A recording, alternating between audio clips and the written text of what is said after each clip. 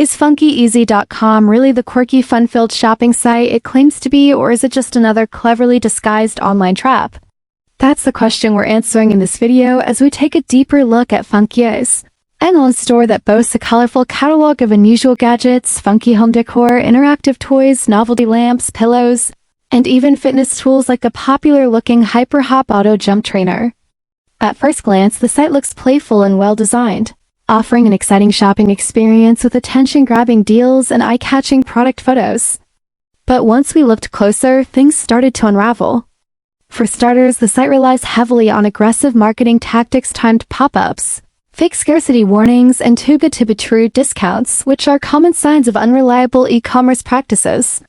The product images themselves appear inconsistent in quality and look eerily similar to photos found on other, unrelated websites, which raises serious questions about whether the products are original or even real. The biggest red flag, however, is the site's lack of history. FunkyEasy.com is a brand new website with no established track record or presence in the shopping community, meaning there's no real way to verify its reliability. Even worse, many of the positive reviews on the site seem fake or auto-generated, with generic language and suspiciously perfect ratings, while there's zero authentic customer feedback to be found on independent platforms.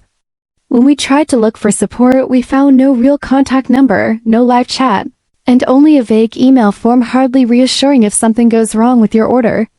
All these signs combined paint a picture of a store that's high on style but low on substance. And while it's not outright clear whether FunkyEasy is a full-blown scam, it certainly isn't giving us the confidence to recommend it. So if you're thinking of buying from FunkyEasy, it might be a good idea to pause, dig deeper, and consider safer, better-known alternatives before clicking that checkout button.